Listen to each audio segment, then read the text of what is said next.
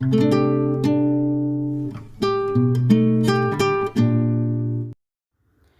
Students of 8th standard. Hindi की दूसरी इकाई का पाठ 5 खेती से आई तब्दीलियाँ अब हम देख रहे हैं। तब्दीलियाँ मतलब बदलाव, खेती से जो बदलाव आया उसके बारे में यह लेसन है जिसे पंडित जवाहरलाल नेहरू इन्होंने लिखा है। इस लेसन को स्टार्ट करने के पहले मैं आप सभी से रिक्वेस्ट करूँगी कि प्लीज़ चैनल को सब्सक्राइब करें। अगर आपको मेरा पढ़ाना अच्छा लगता है तो लाइक करें और ज़्यादा से ज़्यादा शेयर करें।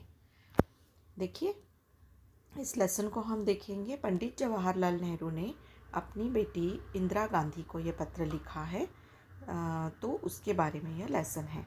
तो लेखक का परिचय मतलब जवाहरलाल नेहरू जी का परिचय यहाँ दिया है, जिनका जन्म 1889 इलाहाबाद उत्तर प्रदेश में हुआ और मृत्यु 27 मई 1964 नई दिल्ली में।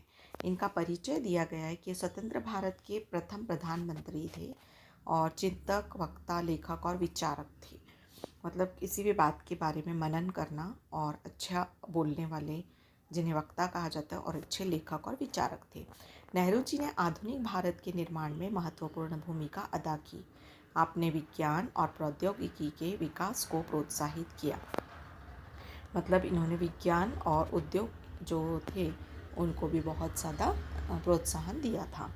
इनकी प्रमुख कृतियाँ, रचनाएं हैं: एक आत्मकथा, दुनिया के इतिहास का स्थूल दर्शन, भारत की खोज, पिता के पत्र पुत्री के नाम आदि।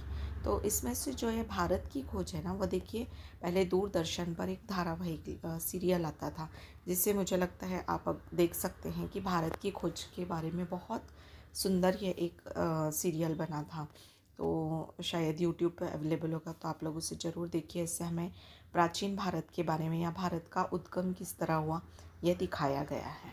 चलिए हम इस लेसन को देखते हैं। एक्चुअली ये एक पत्र है जो उन्होंने अपनी बेटी इंदिरा को लिखा था। बहुत सारी बातें वो उन्हें समझाते थे। देखिए, प्रिय बेटी इंदिरा, अपने पिछले खत में मैंने कामों के अलग अलग किए जाने का कुछ हल बतलाया था। वह अपनी बेटी इंदिरा को हमेशा खत लिखा करते थे। उस समय ज़्यादातर मोबाइल या टेलीफोन ऐसा कोई चलन नहीं था। ज़्यादातर मैसेजेस जो होते थे वो पत्र के द्वारा भेजे जाते थे और पत्र को ही यहाँ खत इस तरह नाम दिया गया है। तो उन्होंने लिखा कि मैंने बहुत सारे अलग अलग कामों के बारे में तुम्हें बताया है और किस तरह से उसे किया जाता है बताया है। बिल्कुल शुरू में जब आदमी सिर्फ शिकार पर गुजर बसर करता था, काम बंटे हुए न थे। तो जब सबसे पहले जब आदि मानव था, तब उस समय वो शिकार पर ही मोस्टली अपने आप को चलाता था। कोई किसी भी तरह का काम कोई बटा हुआ नहीं था। जैसे आज हम देखते हैं कि सभी लोग अलग अलग तरह के काम करते हैं। हर एक आदमी शिकार करता था और मुश्किल से खाने भर को पाता था।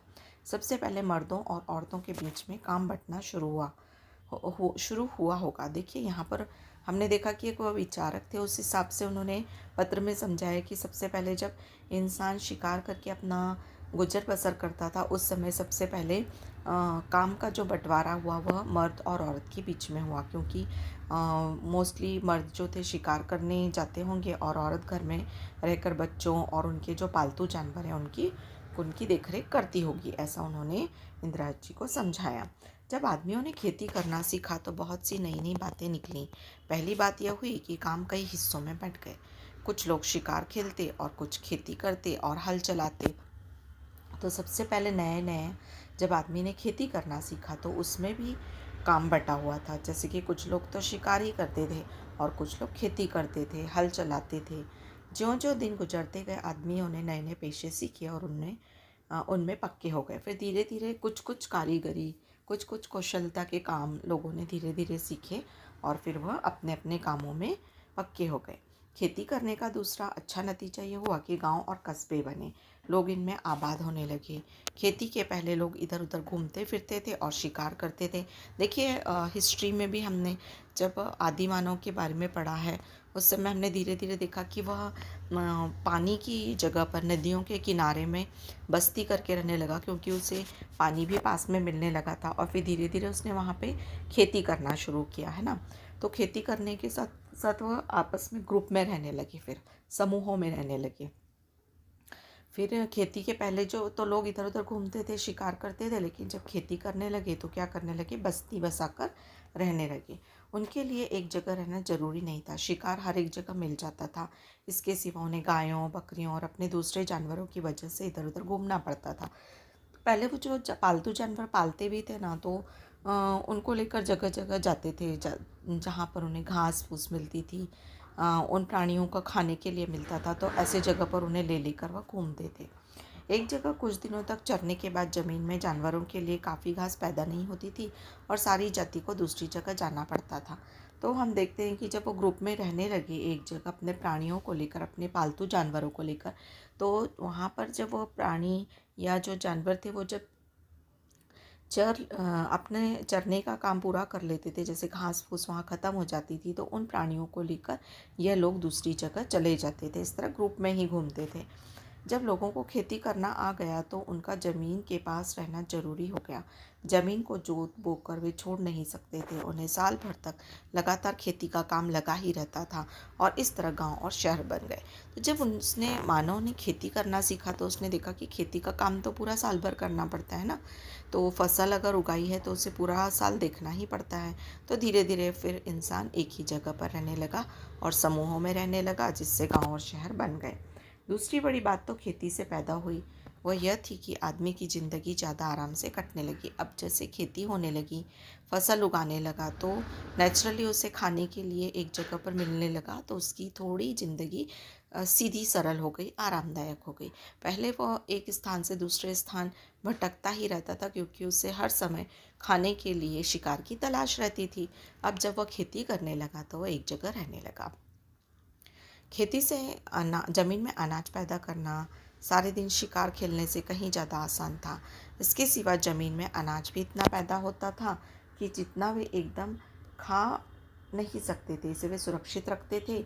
एक और मज़े की बात सुनो, जब आदमी निपट शिकारी था तो वह कुछ जमा न कर सकता था, या कर भी सकता था तो बहुत कम, किसी तरह पेट भर लेता था।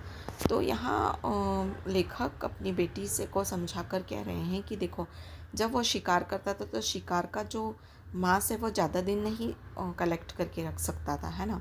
तो जब वो खेती करने लगा तो बहुत सारा अनाज ज़्यादा होने लगा, जिसे वह साल भर के लिए या आगे के लिए भी बहुत सारा रख लेता था। उसके पास बैंक न थे जहाँ वह अपने रुपए व दूसरी चीज़ें रख सकता। उसे तो अपना पेट भरने के लिए रोज़ शिकार खेलना पड़ता था। तो जब खेती भी नहीं थी तो सबसे पहले उसके पास कोई पैसा नहीं था, कोई बैंक नहीं था, ये सब चीज़ें थी ही नहीं। तो बस वो शिकार करता था, अपना पेट किसी तरह भरता था और रोज़ ही उसे शिकार करना पड़ता था। खेती से उसे एक फसल में ज़रूरत से ज़्यादा मिल जाता था, अतिरिक्त खाने को वह जमा कर लेता था। इस तरह लोगों ने अतिरिक्त अनाज जमा करना शुरू किया। फिर धीरे धीरे उसने क्या किया कि जो फसल होती थी ना, उसमें उसे बहुत सारा मिल जाता था, तो उसको वो क्या करता था, जमा करके रखना शुरू कर देता था।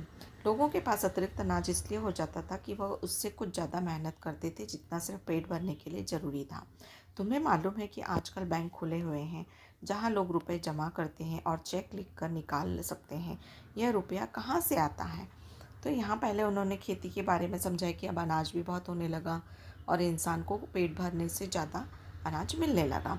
फिर उन्होंने बताया कि आजकल बैंक किस तरह से खुले हुए हैं, जहाँ लोग रुपए जमा करते हैं, पैसे निकालना है तो चेक लिख कर निकाल लेते हैं। तो ये रुपया कहाँ से आया?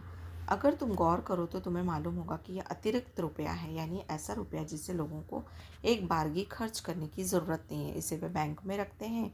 वही लोग मालदार हैं जिनके पास बहुत सा अतिरिक्त रुपया है, और जिनके पास कुछ नहीं है वे गरीब हैं। आगे तुम्हें मालूम होगा कि अतिरिक्त रुपया आता कहाँ से है। इसका सबब यह नहीं है कि आदमी दूसरे से ज़्यादा काम करता है और ज़्यादा कमाता है, बल्कि आजकल तो आदमी बिल्कुल काम नहीं करता और उसके पास तो बचत होती है, और जो पसीना बहाता है उसे खाली हाथ रहना पड़ता है। तो यहाँ लेखक ने एक तरह से हमारे देश के अ, उस समय की जो कंडीशन थी, जो व्यवस्था थी, उसके बारे में समझाया है कि देखो, आजकल तो लोग अतिरिक्त रुपया बैंक में रख देते हैं, पर ऐसा नहीं है कि जो इसके पास बहुत सारा रुपया है वो बहुत ज़्यादा काम करता होगा, ऐसा नहीं है। आजकल हम देखते हैं कि मेहनत मजदूरी करने वाले लोगों को दिन भर मेहनत मजदूरी करने के बाद भी उनके पास अतिरिक्त रुपया नहीं बचता है, और कुछ लोग ऐसे हैं जिनके पास इतना रुपया है कि वह काम ना भी करते हैं और ना करेंगे तो भी उनके पास बहुत सारा रुपया रहेगा। तो ये हमारे समाज की व्यवस्था को दर्शाता है कि आज भी हमारे समाज में कितना जो अमीर है वो बहुत अमीर है और जो गरीब है वो बहुत गरीब है की स्थिति है। तो यहाँ लेखक ने वही बताया है कि जो पसीना बहाता है उसे खाली हाथ रहना पड़ता है, कितना बुरा इंतज़ाम है। बहुत से लोग समझते हैं कि इसी बुरे इंतज़ाम के कारण दुनिया में आजकल इतने गरीब आदमी हैं। अभी शायद तुम यह बात समझ न सको, इसलिए इसमें सिर न खपाओ, थोड़े दिनों में तुम इसे समझने लगोगी। तो यहाँ लेखक को बोलते हैं कि यह तो एक व्यवस्था है जिससे अभी तुम छोटे हो तब तक तुम समझ नहीं पाओगे, लेकिन बड़े होकर इस व्यवस्था को अपने आप समझ सकोगे।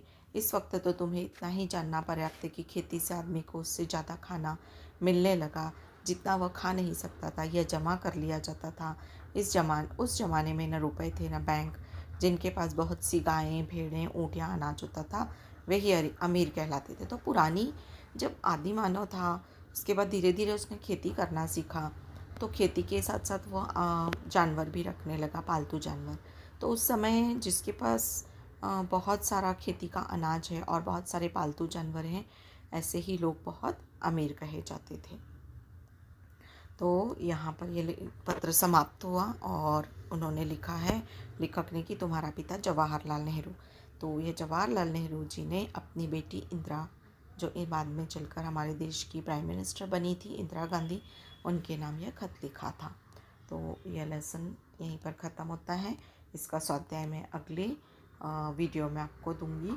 शब्द वाटिका में हम देखेंगे कि कस्बा यानी गांव से बड़ी और शहर से छोटी बस्ती, चरागाह यानी जानवरों के चरने की जगह, और यहाँ मुहावरे दिए हैं। खाली हाथ रहना मतलब पास में कुछ न होना, सिर खपाना बहुत बुद्धि लगाना, पसीना बहाना मतलब कड़ी मेहनत करना।